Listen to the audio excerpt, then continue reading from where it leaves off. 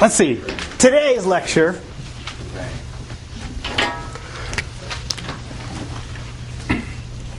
is about the scalar electric potential, or the voltage function.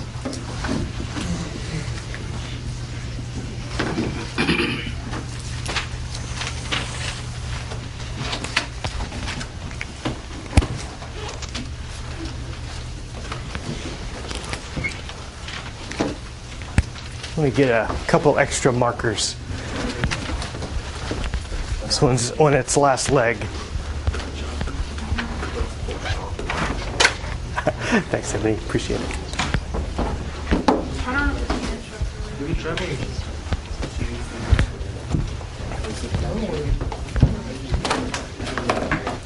Okay, today's lecture is about the scalar electric potential. And let me give you a little roadmap about where we've been so far and where we're going in all this electrostatic analysis.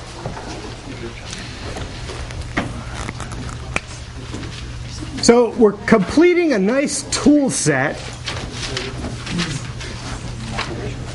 that allows us to analyze certain physical problems. For example, the first thing that we studied was Coulomb's law. And if we have, say, charge, and I'm writing it as a volume charge density in coulombs per meter cubed, but it could just as easily be the special cases of that function, which would be charge concentrated at a point or a line or a surface. If you have this, and you want the electric field at a given point in space,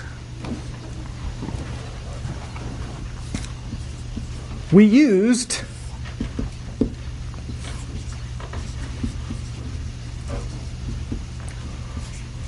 Coulomb's law. And of course the equation for that is electric field at an arbitrary point in space is equal to the volume integral of rho sub v as a function of your variable of integration, r minus r prime dv prime over 4 pi epsilon of the material r minus r prime. And we had a bunch of different variants of that integral, but that's basically Coulomb's law in a nutshell there. And we said E field is important because that tells us how much force is going to act on charges. We use that quite a bit. We also can use that to get voltage, which we'll talk about today as well. Now, another thing that we did, we found that we could actually go either way from E field to flux density through this basic material relationship.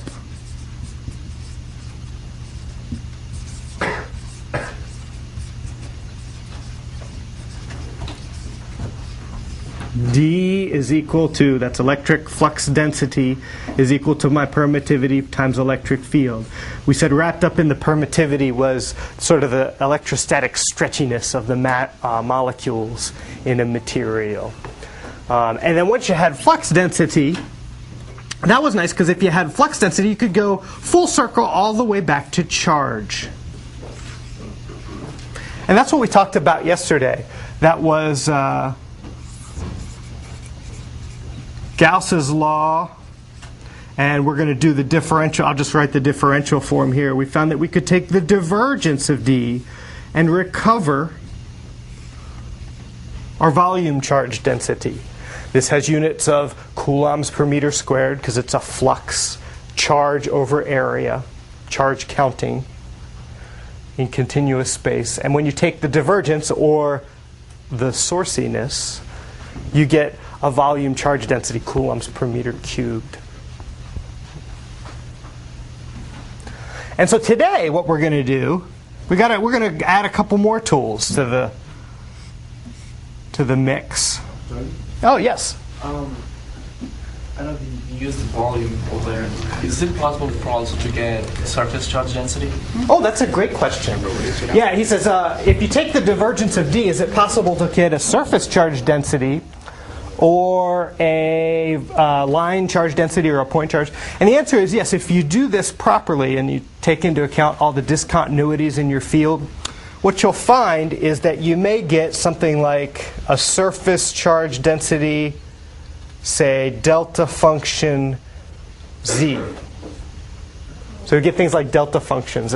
So this you would read this as a surface charge density that is sort of collapsed in a unit impulse on the z equals 0 plane.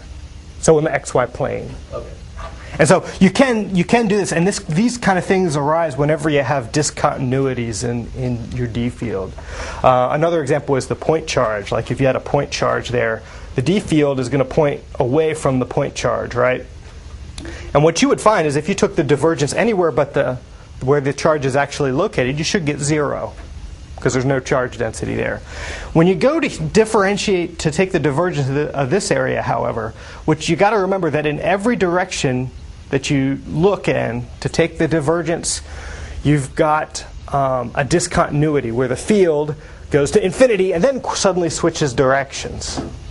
And so effectively, if you work through the mathematics and the limits of that, what you'd find is it's, some constant amount of charge times, if this was at the origin, unit impulse function z, unit impulse function x, unit impulse function y, something like that.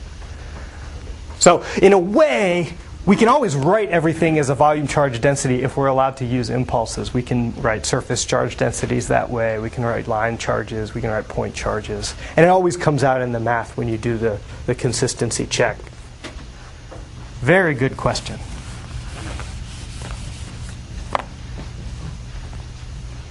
Well, today we're going to learn about the voltage function, and we're going to add a couple of tricks to our repertoire. So for example, if you have voltage and you want E field, voltage is really the scalar potential function. And by definition,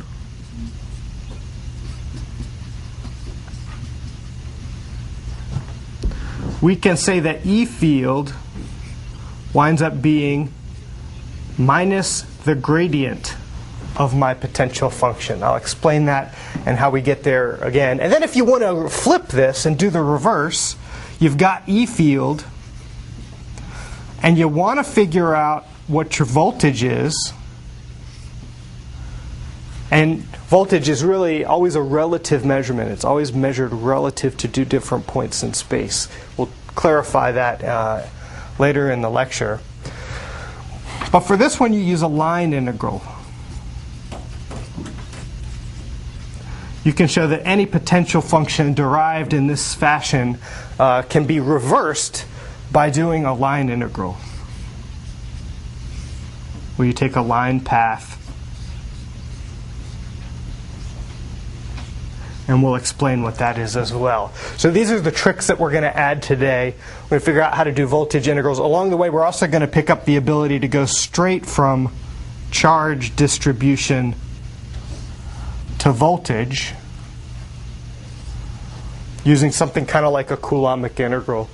And so we'll have, by the end of the lecture, we should have a really nice repertoire of electrostatic analysis tools that says, if I have this, I can calculate this. If I have this, I can calculate this. It took us 2 weeks to get to this point.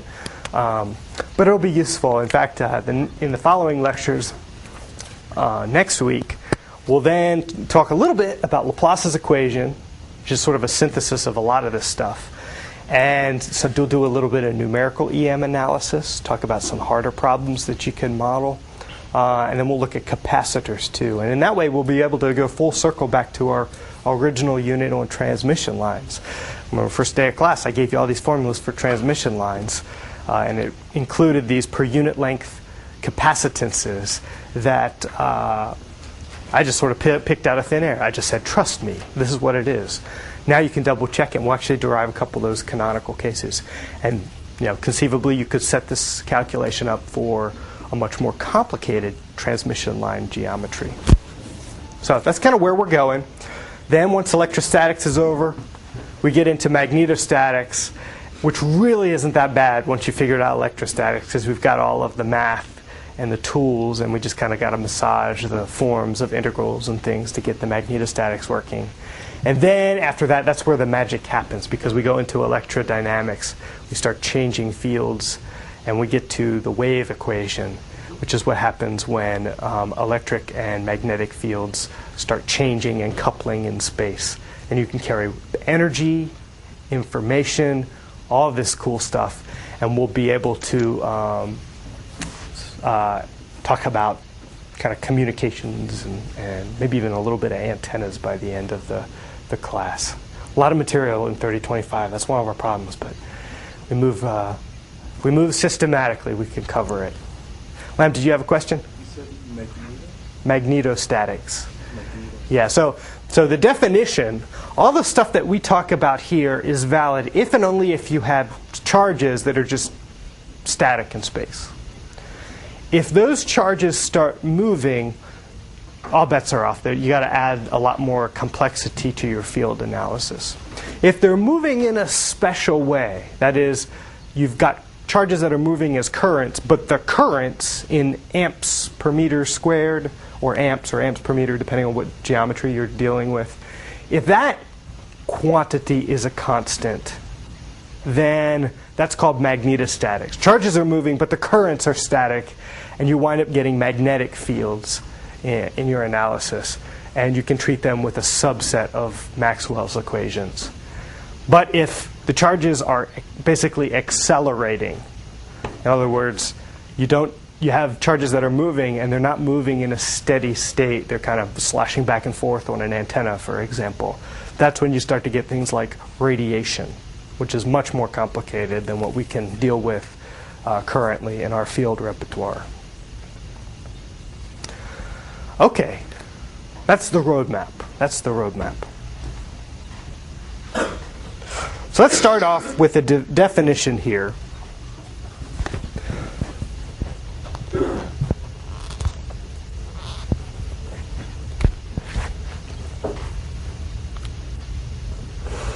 Recall back in your physics class that you had a definition for work. Work, W. And work was, at least in the mechanical realm, was always defined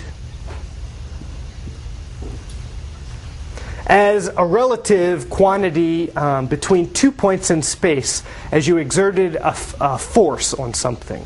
So for example, if I took a wagon or whatever and I put it on point A, and I pushed it with a force along a path, then I would be able to expend a certain amount of work to get to B. And I could represent that mathematically as the integral from A to B of my force field vector dotted into dl. Now, what does that little dl mean? This is a vector, and of course this is a dot product. So I got vector, dot, vector. That means that what's inside the integral is actually a scalar. And that makes sense because work is a scalar.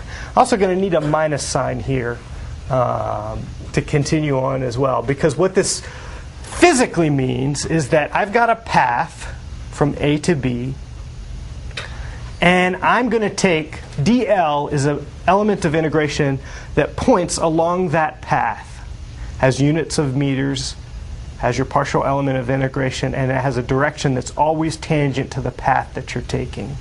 So that if I exert force on something at this point, the contribution of that force, that total force that contributes to the work integral, is the part that actually goes in the direction of travel.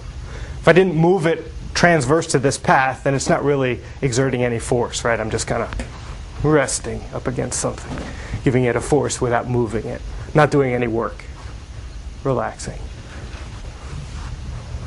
And let's see, why do we need the minus sign there? Well, let's see. If the force is going from A to B, and that's your final stop.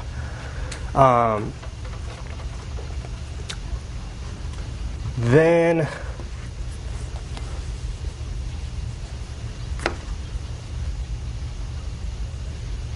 negative work occurs when all the forces, net forces, add up to positive along this direction. The idea is that if I took a mass there and I added those forces up and accumulated to the point where I got to B, then I would have lost work. If I had to push forces this way, I would have done work on the system as I moved from A to B. Okay, now we can actually extend this to the realm of electrostatics pretty easily, because we know that force on a charge, the work that we do on charges when we move them around, is really equal to the electrostatic field times whatever charge I put at that location, right? So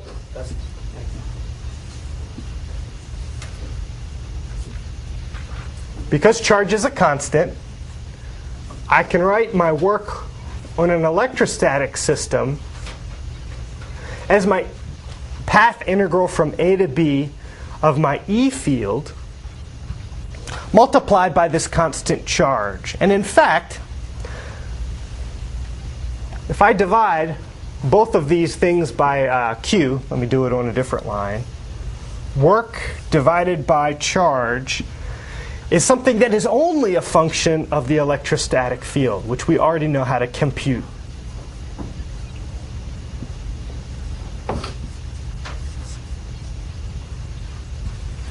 And that's actually the definition of voltage. This is the voltage going from A to B. So I put my destination first and my origin second. So it's really easy. If you ever need to figure out how much work was done on an electron as it travels in an electrostatic field, you basically just look and see integrate all of the E field that it accumulated along the path. And you'll get a quantity that's related to volts. And the nice thing about this is that after you've computed this path integral, all you have to do is multiply by Q to get the actual physical work done, the joules, the energy released in your transport of the charge. So does this make sense so far? Any questions? Now, you'll notice that you always have a voltage between 2 points. A single voltage, as this says, a voltage at point A, without any qualifications, is a meaningless quantity. However, it is kind of inconvenient to always be specifying voltage between 2 points. In circuit theory, you always have 2 points where you take your voltage. There's always a voltage drop or a voltage rise across a component. There's no such thing as a component that's at a voltage. You always have to specify what that's referenced to. And in your circuit theory, there's this thing called ground, where it actually does make sense to say, oh yeah, this node is at voltage V sub x, and I'm referencing everything to a ground. And if you change the ground, you change that value, right? Well, when you get into three-dimensional electromagnetics, it's the same deal. For convenience, we like to make the reference at infinity, away from all of the charges, infinitely away from all of the charges. And so it turns out that if you wanted to find a voltage at a single point of observation in three-dimensional coordinates,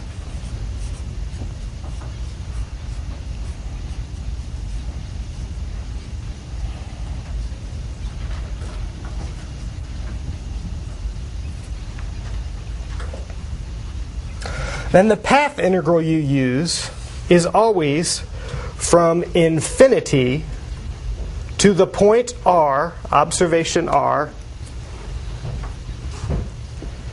of that same path integral of electric field. And this, we should put in our notes, is zero reference or ground at infinity.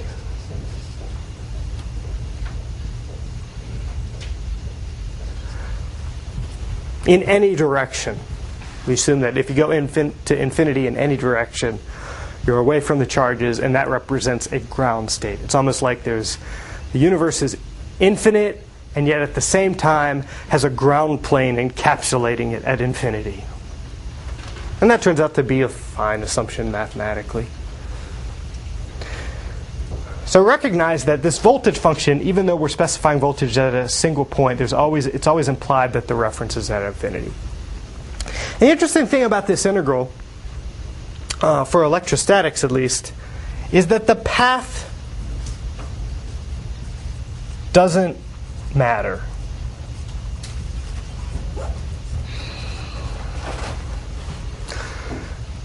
The path doesn't matter.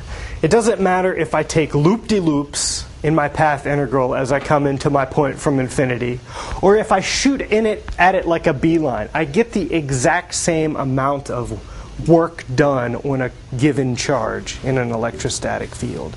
And that kind of makes sense, because what we're going to find is that our voltage function is a lot like a topology map. And E field sort of represents the slope on a topology map. Anybody ever been hiking? So yeah, of course, the president of ORGT, right? Hiking club. Hiking club. Of course you've seen a topology map.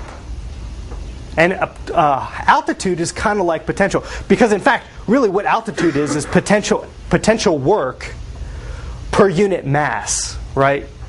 The amount of potential energy is proportional to the altitude in the same way that the amount of work that you do in an electrical system is proportional to the voltage. You just need to know mass to get to total work in a mechanical system, and you need to know charge to get the total work in the electrical system. And so you've got this topological map, and you'll even notice that, I'll go over here and draw it, you get these iso contours of constant elevation. So here you're looking at a map that has an X and a Y, and you're stuck in a two-dimensional map here, so you've got a Z component, but a lot of times they just represent it as sort of altitude. You know, this might be 1,000 feet. And then this next contour might be 990 feet. And so forth and so on. In units of 10 increments. You can always tell kind of where the hard part of the path is going to be, right? You like, if you see a little trail that goes to the peak of a mountain, you're like, oh, easy, easy, hard, hard. Because the gradient of this thing, the E field, is going to be very steep, because it doesn't take a lot of movement along this path integral to get a lot of potential. So the E field, so to speak, is kind of strong in that area. The only jump between this topology map and a voltage map in electrostatics is that the voltage map is in 3 dimensions. That kind of blows minds, doesn't it? Right? This is always a 2-dimensional map, and your 3rd dimension is actually proportional to the work of the system in a topology map. In the voltage maps that we're putting together, they're functions of 3-dimensional space, and there's this 4th dimension of voltage, which sort of quantifies at a particular point the potential. So it's not linked to the actual physical geometry like this particular map is. But the analogy is still valid, right? There are points that are very steep along a path that give you large changes in voltage. And the reason why I put this diagram up here, too, is that, in theory, if you were in a world without air resistance and friction and all of the kind of inefficiencies that happen in our mechanical systems in real life, it also would not matter which path you took to get to the top. The lazy, small amount of force path that's over a very long distance, or the brutal ascent under the short path. They will integrate to be the same. And when such a potential function exists and becomes path independent when you look at the work, we call the field that results from that a conservative field.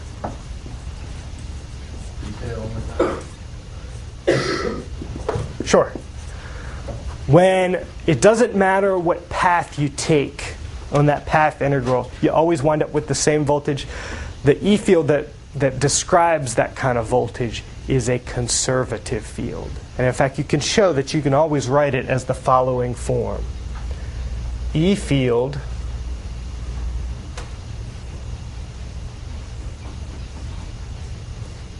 is equal to the gradient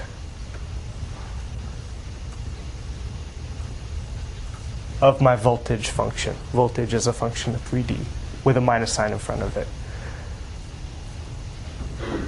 Now, we haven't used this Nabla harp shape thing in a gradient before, so let me just clarify what that means. Remember, my del operator, the harp, upside down delta, is a bunch of partial derivatives stuck onto their corresponding unit vectors and is a nice shorthand notation for writing field relationships. A lot of this notation was introduced by a mathematician named Oliver Heaviside and a field theorist back at the turn of the 19th, 20th century. Back in the old days when you did electromagnetism experiments and you talked about them in papers, and when Maxwell wrote his first treatise, like, you wrote everything out by longhand. You would just say, like, you know, divergence or gradient, div, grad, curl, use the words. Or you would just, like, literally write out each equation for each component of the field. And you saw how tedious that got in some of our previous lectures. So be thankful for this del operator. It saves us a lot of heartache.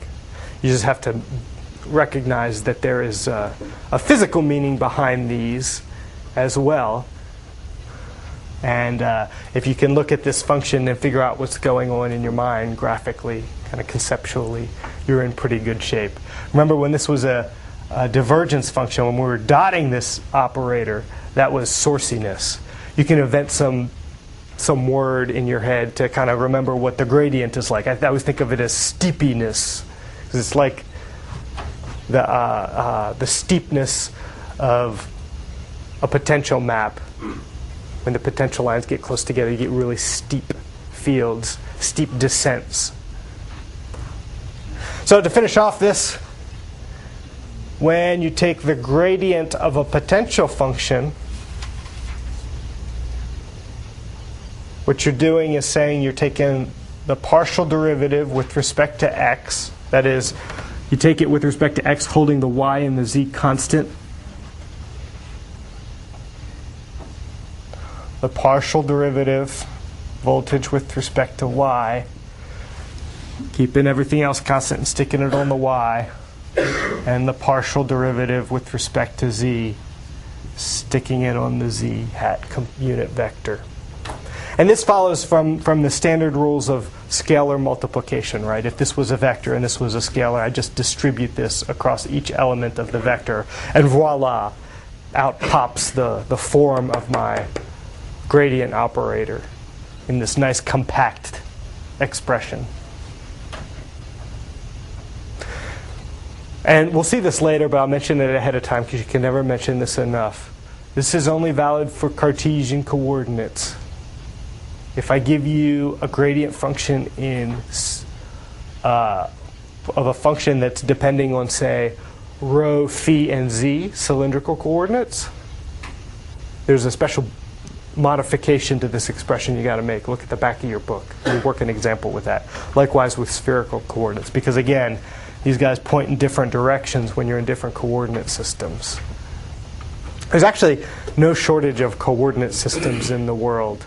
I was once on a PhD dissertation committee a few years back where one of the big contributions was that a student had worked a really complicated E&M problem in the oblate spheroid coordinate systems. That's where you had like these ellipsoids and hyperboloids, and you can dream up any kind of coordinate system. And there are some coordinate systems where, for certain problems, everything kind of lines up well and it simplifies things, and you forget the pain of actually having to learn this new coordinate system. Instead, you work the problems and it makes a nice solution. So If you ever get into advanced math or into graduate school type applications, you might see non-standard coordinate systems. But the ideas are always the same. Okay, so let's go ahead and work an example here to kind of drive this home. Let's do voltage due to a point charge. We know what the fields are from a point charge. Let's use our definitions to figure out what the voltage is around a point charge, keeping the reference at infinity.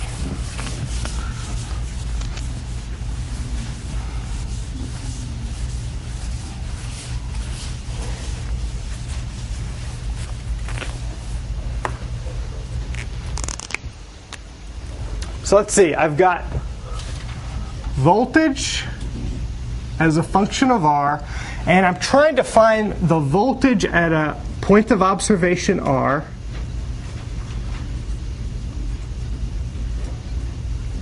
given that there is a point charge of Q coulombs at the origin. Now, clearly, this problem has radial symmetry to it. So guess what coordinate system we're going to work in? The spherical coordinate system. So really, this is going to be voltage as a function of R, phi, and theta. But truthfully, this is really just voltage as a function of R. Because this problem looks the same whether you're R units of distance away from the charge in this direction, or this direction, or this direction, or this direction. You agree with that statement? Symmetry. That makes sense. Okay, now we already know that the E field due to this charge is going to be Q over 4 pi epsilon naught. Now, well, let's just leave it generically as epsilon. We're in some sort of medium with permittivity epsilon.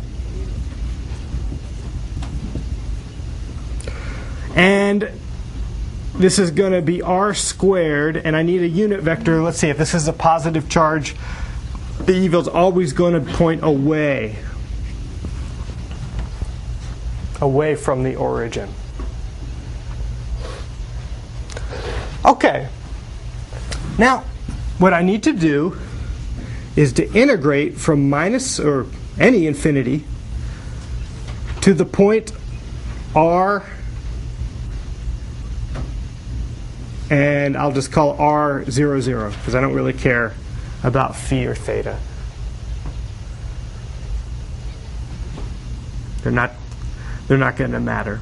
So you go from infinity to that point. And I got to take E, and I got to dot it with a partial element of integration representing my path element of integration. So, as I said before, it doesn't matter which direction you pick and what path you pick. I could be real fancy like I did on the homework and do a helix, spiral in from infinity until I get to this point. But of course, that would be a lot of work, right? As your homework attests to, right? Yeah, that's right. So instead, the whole reason I picked the spherical coordinate system is because I like to make things easy. I'm going to start out at infinity, and I'm going to ride a radial line, a straight B line, straight to the point R vector where I'm observing my voltage. So everything's going to be lined up on R. My phi and my theta are going to be constant. So my path integral is along a radial line, which will always line up with the R hat unit vector, right?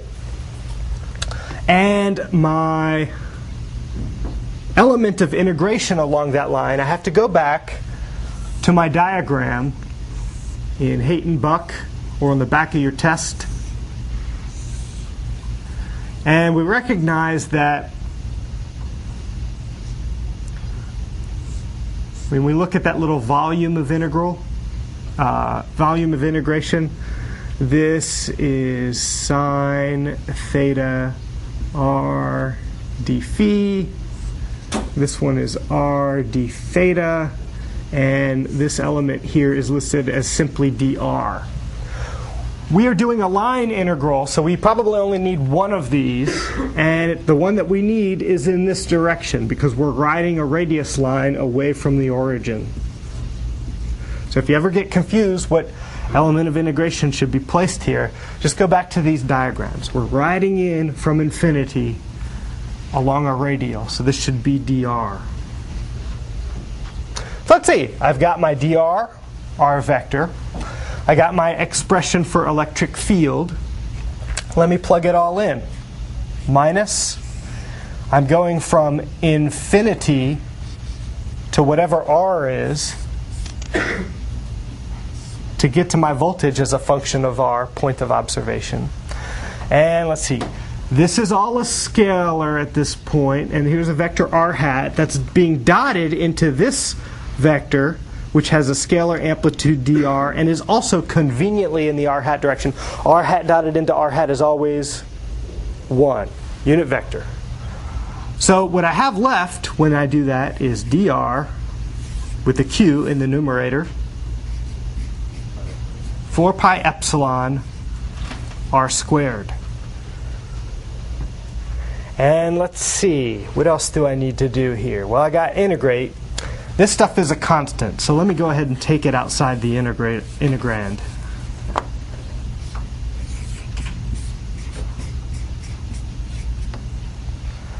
And I got dr over r squared. What do you integrate? What does 1 over r squared integrate to? Yeah, negative 1 over r. That's right. That's right. So I can write this as minus q 4 pi epsilon, and this integrates to minus 1 over r, and I got to evaluate that at r as my stopping point from infinity to r. Well, infinity is really easy to evaluate, right? If I integrate this out, if I evaluate that, I got a minus 1 over r minus a minus 1 over infinity. That looks more like an 8. Sorry. Oh, now that looks like a gray 8. This is a disaster. Get an infinity here. Well, this is clearly 0. 1 over infinity is 0. And I have a minus 1 over r. That minus sign cancels with that minus sign, and my final expression is q 4 pi epsilon over r. So this is interesting. If I have a charge at the origin of amplitude q, of q coulombs, and I have a test charge that I want to do work on and bring closer. First of all, if that charge is positive, do I have to do positive work on it or negative work? Well, let's see. The way that we defined it here, if I've got a qt, I just multiply that by my voltage, and that'll give me the amount of work that I've done. If Q is positive and QT is positive, I have to do positive amount of work on the system to push that charge closer to the origin, where my electrostatic charge is. Well, that makes sense. They repel, so it's going to resist. You have to put energy into the system to do that. Now, if it was an electron, it was a negative charge, you could hook a chariot to it, and it would do work on the chariot as it was drawn in, because that would be a negative value. The potential energy of the system would be decreasing. And you could ride it all the way to the origin.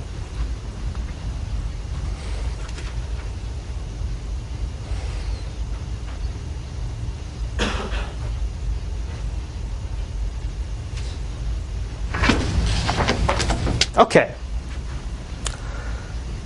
So that's good. That's a nice comforting result. Notice also that the amplitude of the voltage falls off 1 over r. Fields fall off 1 over r squared.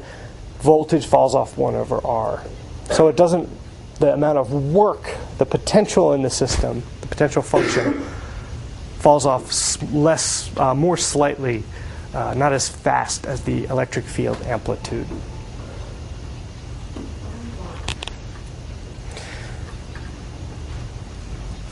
Okay.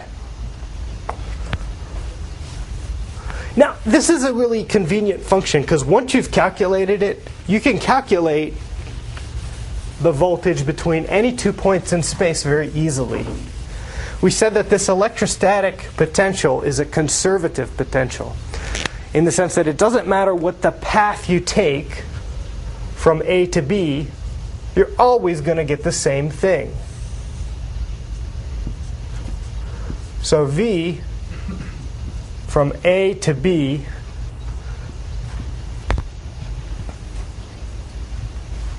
well, we can actually do this pretty easily, right? Let's say there's a spot out here that I call infinity.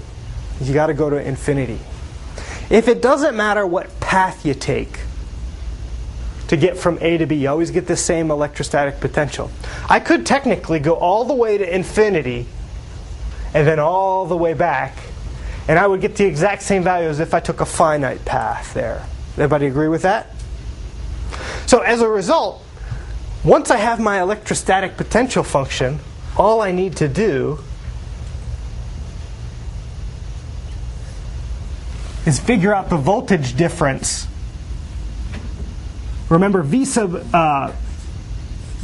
evaluated at RA is the potential increase from infinity to A. Well, we're going to go all the way from A to infinity, so I want to reverse it. And then once I get there, I want to go all the way from infinity to B, which is really the potential voltage potential function defined at the point R sub B. So once I have that voltage potential function, I can figure out the relative voltage drop between any 2 points in space just by subtracting one from the other, the end to the start. And that tells me the voltage drop. So, if I was actually geeky enough to, take your resistor in your 3041 lab with leads like this,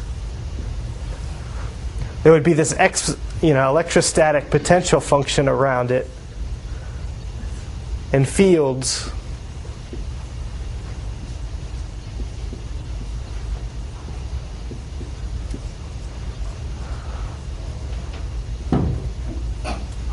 this complicated field structure. And I don't know, let's put some color codes on there. So you didn't realize this when you were analyzing the circuit, you were analyzing an electromagnetics problem. But you were using a higher level of abstraction. You said, I'm going to go to this conductor, and I'm going to call that my B. I'm going to go to this conductor, I call this my A. And that's going to tell me what the voltage drop is by evaluating the potential function here and the potential function here. You could actually analyze the fields and figure out the voltage drop using this technique. Conveniently, it's easier to invoke Kirchhoff's law and not even bother with the field quantities, right? But that's what's going on in your resistor.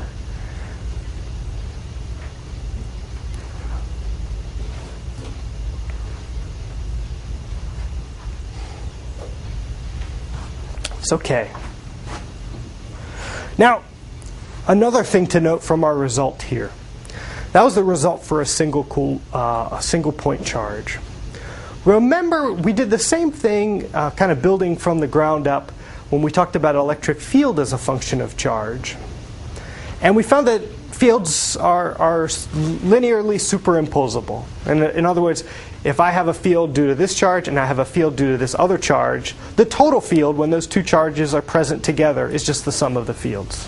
That's basic linearity.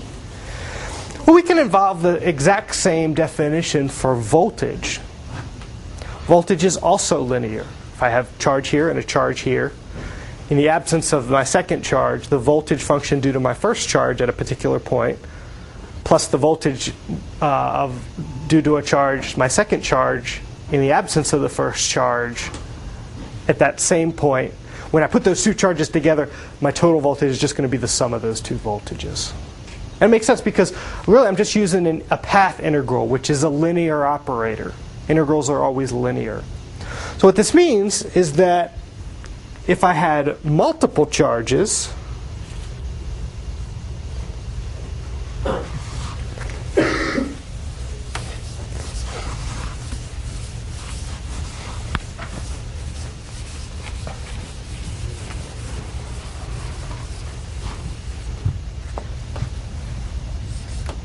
So as a consequence of the fact that voltage is linear, if I have multiple charges,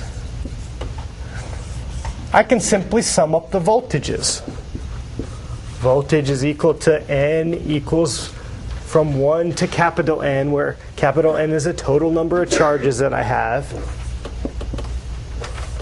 And the voltage at a given point in space, using infinity as a reference, is just going to be equal to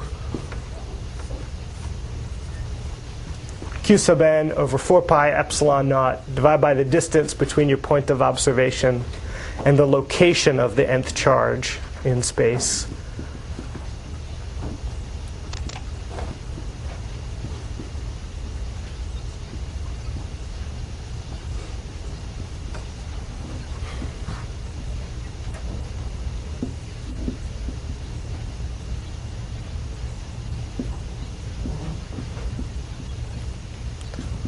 And I see that my voltage accumulates. So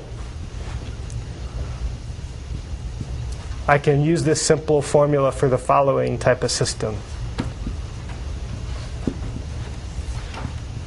N charges, I want to figure out at this point what is the potential with respect to infinity. I just add up all the terms, taking into account that each of these is different distances from my point of observation. That's what this magnitude term is taking into account.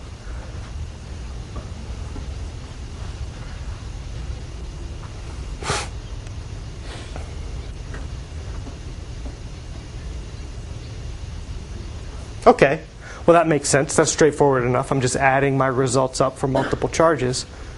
What about the next logical extension, which is if I have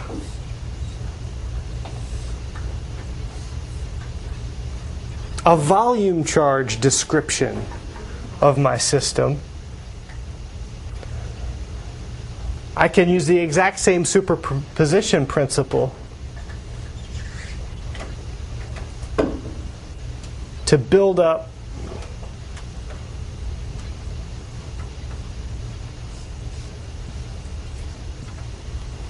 my voltage that way.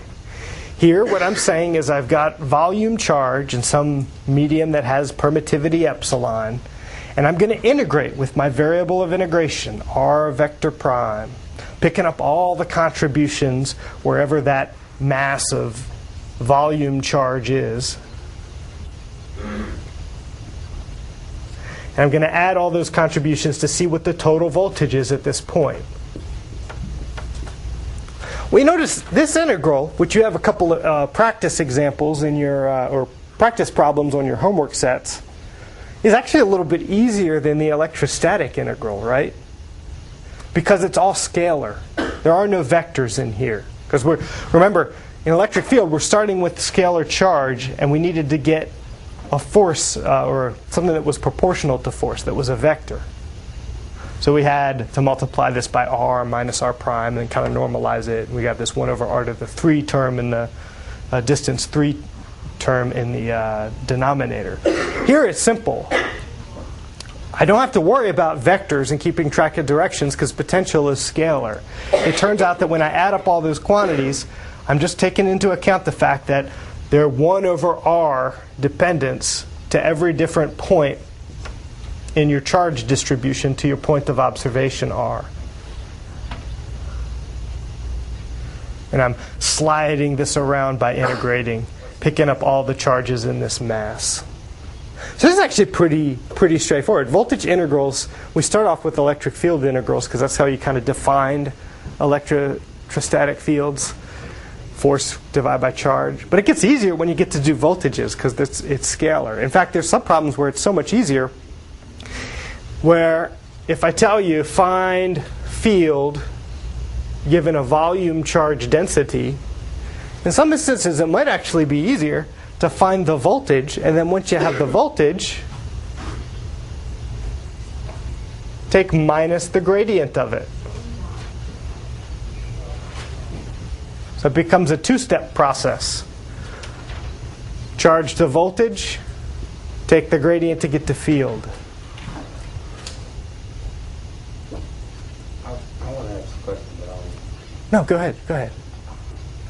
that dv prime, that's like if we were doing like a box, would that be like dx dy dz? Absolutely, absolutely. So, elegant mathematicians like to describe their volume integrals this way, with like one integration over this volume of script v, and then they put dv prime to denote that this corresponds to the volume that you're integrating with respect to. But you're right. Like, at the end of the day, this is actually a triple integral with respect to dx prime, dy prime, and dz prime. And for the test, well, most volume shapes will either be like a box or a sphere. A box, a sphere, a cylinder, cone. I mean, we could recast this as a surface charge integral, a line charge integral. It's the exact same story, different verse of the same song, right? So the only reason why the mathematicians like to leave it in this way, first of all, it's compact and elegant and beautiful, blah, blah, blah, blah, blah. But also, you don't have to do this in the XYZ coordinate system. If the problem aligns itself properly, you can choose the cylindrical or the spherical or the oblate spheroid or the hyperboloidal whatever, or the coordinate system that's shaped like Big Bird. It doesn't matter. And I hate that you already said it, but are you going to give us the formulas for the volume for each shape on the test? Of course. Look at the test 2s that I have online, and look at the formula page. I actually have all the vector calc formulas on there, and all the pictures for integrations, all those pictures that I draw to help me construct the integrals. You get those as well. So it's not that bad. It looks complicated. Yeah, and it's not that bad. Yeah. There's a famous, I think it was kind of an abstract painter in the mid-20th century called Paul Klee, and he had these clay diagrams which would represent the essence of something. It always looked like a bunch of scribbles. So sometimes my diagrams resemble a clay diagram, but you just have to kind of capture the essence of what you're looking at, right? Rather than the precise, exact diagram.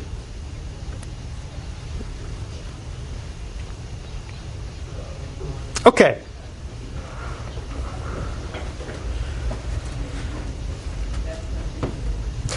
Let's try this technique on the point charge. Remember, this integral lets me go from charge to voltage. Let's see if I can undo my voltage and go from voltage to charge. Now remember, for this,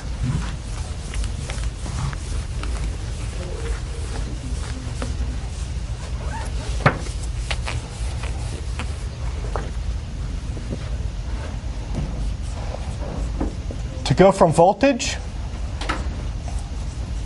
to charge,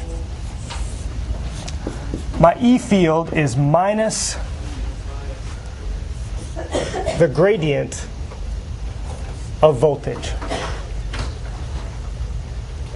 And my voltage, I said from that previous result, was charge over 4 pi epsilon r. Okay. Now, the thing is, this is in the spherical coordinate system. So gradients don't operate like you might think they do. In spherical coords, you take the gradient of a function. So v as a function of r, phi, and theta. Take the gradient. What this really means is partial derivative of voltage with respect to r. Stick it on the r hat.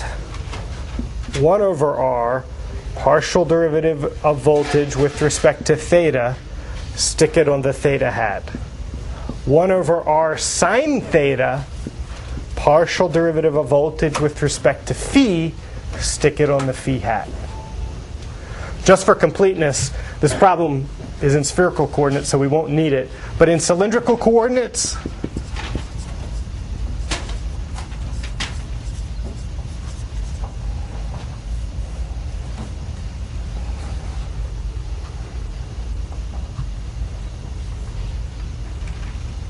we have a rho, a phi, and a Z.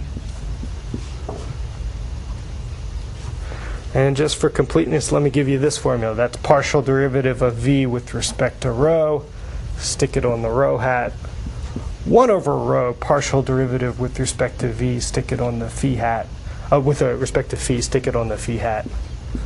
Partial derivative of V with respect to Z, stick it on the Z hat. This is the one we actually want. So we see all we need to do, we've got voltage as a function of spherical coordinates, but really it's only a function of r. There is no phi or theta dependence. And so when I take the derivative, the partial derivative with respect to those coordinates, they look like constants, so I get 0. And this is the only one that I have to worry about. Well, when I take the derivative of this with respect to r, I have 1 over r. That becomes minus 1 over r squared in the derivative. I have a minus sign after that gradient, which flips the sign, so I get my old formula back. E field is equal to Q over 4 pi epsilon r squared, our original Coulomb formula, and that's stuck on the r hat unit vector. So we've come full circle. We figured out what the voltage is around a point charge. We took the gradient of that to figure out what the E field was resulting from that, and it matches with our Coulomb's formula. And that works for any charge distribution, not just point charges. All those charge distributions that you were playing around with on your homework, same thing. You can calculate a voltage, take the divergence, you're back to the field expression. So in effect, this operation of minus the gradient undoes the path integral for our conservative field. The only requirement for a conservative field, not all fields will satisfy that property, but you have to have curl of E equal to the 0 vector. I won't get into curls quite yet. I'm going to save that a little bit later. Yeah? To make stuff clear. So your V is linear because your phi and theta is constants. That's right. What if they're not? What if they're not? Then you have to take their derivatives and stick them in the corresponding unit vectors. So does it matter then if Nope. It's okay if there's a phi or a theta dependence. But what you would find is that if you took this resulting electric field vector that came out of your divergence operation, no matter which path you integrated that, you would still always come back to the same point. Because what does the curl mean?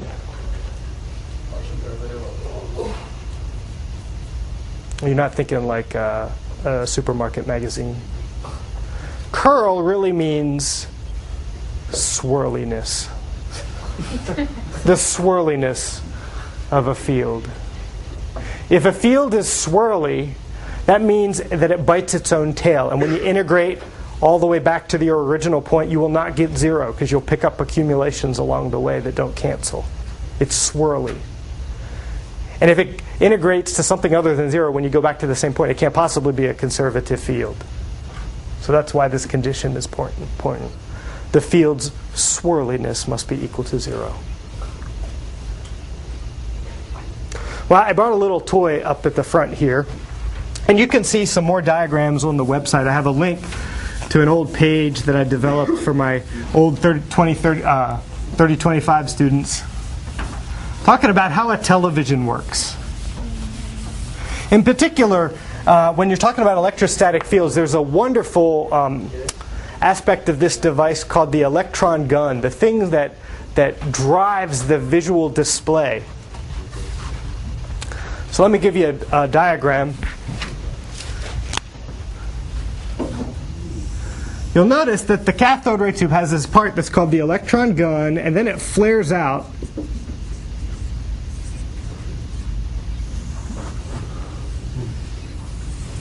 to a phosphor screen.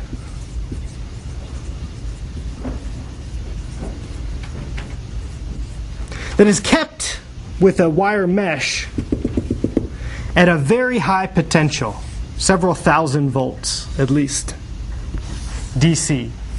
The current isn't that much, so it doesn't take too much power, but still. And there's a thing called a cathode here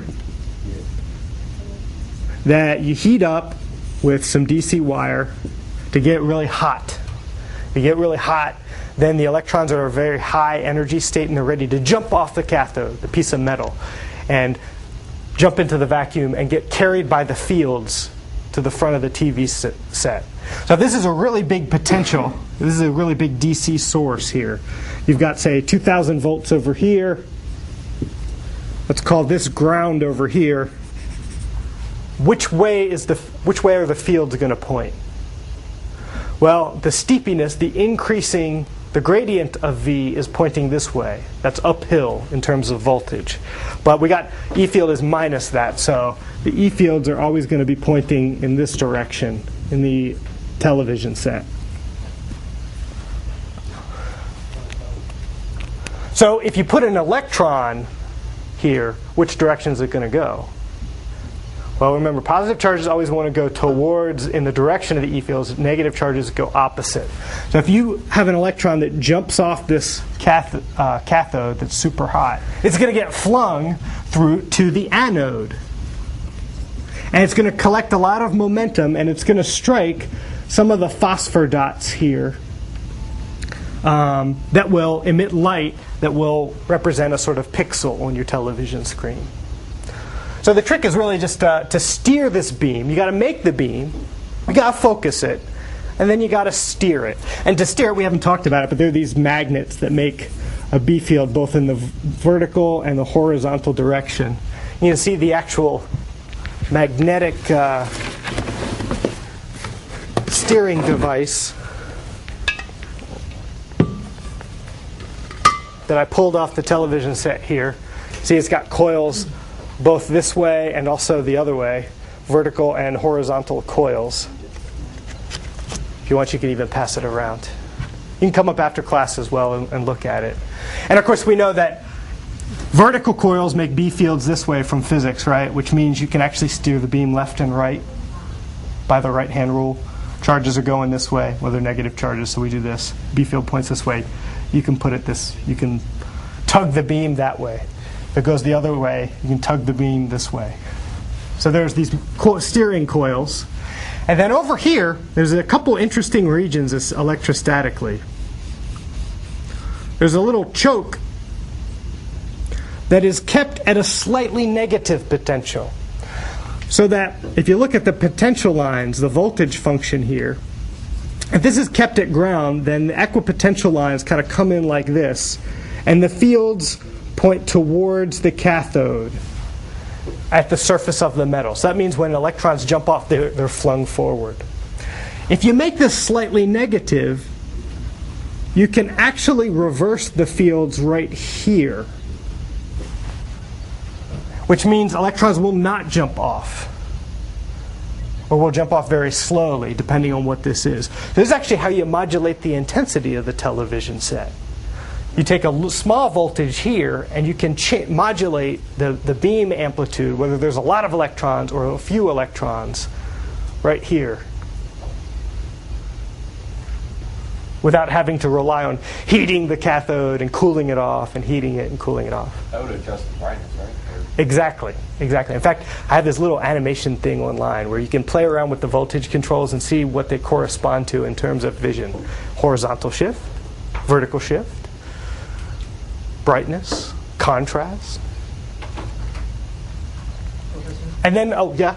So what kind of voltage does he get when when a TV is like, noisy or black and white? Yeah. Let's see.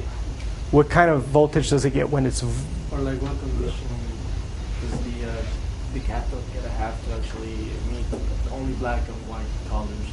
Oh, okay. So the way this is actually a nice diagram of a black and white television because there's only one beam. So when they came out with color television, there are different ways to do it, but one common method was called the trinitron gun, where you actually have 3 electron guns stacked on top of each other, and you would modulate those amplitudes independently of one another, and then you would be able to see, do red, green, and blue, and then excite the corresponding phosphor dots that were related to that. If you come up here, you can actually see the electron gun and some of the parts that we're talking about. The only part I haven't talked about is there's another region in here, basically 2 tubes that are kept at very close to one another, but a very high potential difference. So this might be 100 volts, and this might be like 600 volts. And that means that the potential lines between these 2 tubes that are almost touching are very concentrated up here and kind of bow out. And this is actually how you make an electron lens, because the fields will point this way in the system. And so the electrons that are kind of slowly approaching this area will start accelerating. If an electron is in the middle, it'll just go straight on through. If an electron is up here, it'll start accelerating towards the center, and then it'll start accelerating back, but it'll be moving through here very quickly. And so the net result is that it will now have an angle to its trajectory, and hopefully it will focus as a dot instead of a blur on the screen. That's how you get the sharpness, right?